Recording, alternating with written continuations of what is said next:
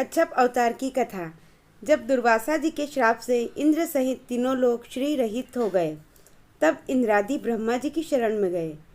ब्रह्मा जी सबको लेकर अजित भगवान के धाम को गए और उनकी स्तुति की। भगवान ने उनको यह युक्ति बताई कि दैत्य और दानवों के साथ संधि करके मिलजुल कर क्षीर सिंधु को मथने का उपाय करो। मंदराचल को मथानी और वासुकी नाग को नेति बनाओ। मंथन करने पर पहले कालकूट निकलेगा, उसका भय न करना, और फिर अनेक रत्न निकलेंगे, उनका लोभ न करना। अंत में अमृत निकलेगा, उसे मैं युक्ति से तुम लोगों को पिला दूंगा। देवताओं ने जाकर दैत्यराज बलि महाराज से संधि कर ली। अब देवता और दैत्य मंदराचल को उखाड़ कर ले चले, परंतु थक गए। तब भगवान प्रकट होकर उसे उठाकर गरुड़ पर रखकर सिंधु तट पर पहुँचे। वासुकी अमृत के लोभ से नेति बने। जब समुद्र मंथन होने लगा, तब बड़े बड़े देवता और असुरों के पकड़े रहने पर भी अपने भार को अधिकता और नीचे कोई आधार न होने के कारण मंदराचल समुद्र में डूबने लगा। इस प्रकार अपना सब करा कराया मिट्टी में मिलते देखकर उन सबों का मन टूट गया। उस समय भगवान यह देखकर कि यह सब विंध्यराज की करतूत है, उन्होंने हंसकर कहा, सब कार्यों के प्रारंभ में गणेश जी की पूजा करनी चाहिए। सो तो हम लोगों ने बिल्कुल भुला ही दिया। बिना उनकी पूजा के कार्य सिद्ध होता नहीं दिखता, बिना उनकी पूजा के कार्य सिद्ध नहीं होता दिखता है। अब उन्हीं की पूजा करनी चाहिए। लीलामय भगवान की लीला है, वे स्वयं सर्वसमर्थ है, परंतु कार्यारंभ में गणेश जी की अग्र पूजा की मर्यादा जो बांध रखी है, उसका पालन करने के लिए सब देवताओं और दैत्यों को यह परामर्श दिया, तो सभी लोग उधर श्री गणेश की पूजन में लगे। इधर भगवान ने तुरंत अत्यंत विशाल एवं विचित्र कच्छप का रूप धारण कर समुद्र में प्रवेश करके अपनी 1,00,000 योजन वाली पीठ पर मंदराचल को ऊपर उठा लिया। तब देवता और दैत्य फिर बड़े वेग से समुद्र को मंथन में लगे। समुद्र को मथने लगे।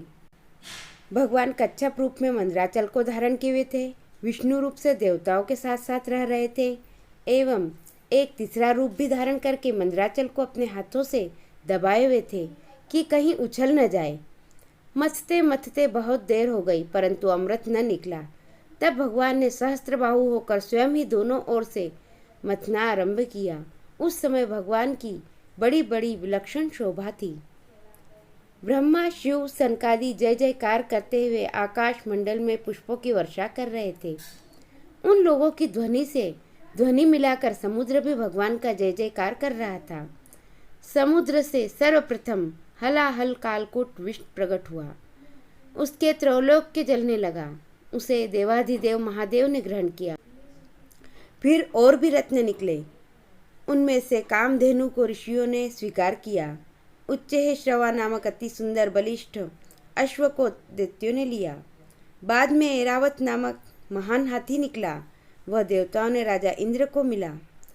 कौस्तुभ मणि के प्रति सभी लालियत थे, उसे भगवान ने अपने कंठ में धारण कर लिया। कल्पवृक्ष बिना किसी की उपेक्षा किए स्वर्ग में चला गया। भगवती लक्ष्मी ने अपनी ओर से उदासीन रहने पर भी सर्वगुण संपन्न भगवान विष्णु को वरण किया।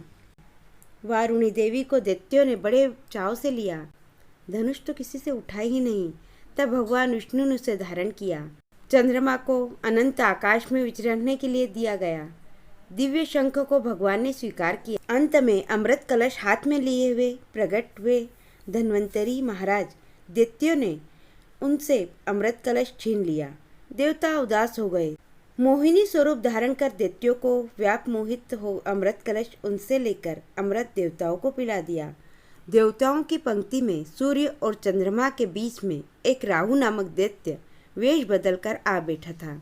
उसे अमृत पिलाया ही जा रहा था कि चंद्रमा और सूर्य ने बतला दिया और तुरंत ही भगवान के चक्र ने उसका सिर धड़ से अलग कर दिया, परंतु कुछ अमृत उसे मिल चुका था, अतः सिर कटने पर भी मरा नहीं, इसीलिए उसे ग्रहों में स्थान दिया गया।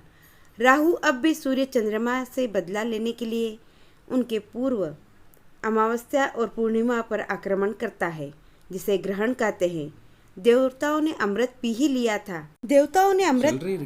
लिया था। भगवान का आश्रय था कि अतः अब की बार संग्राम में विजय देवताओं की हुई।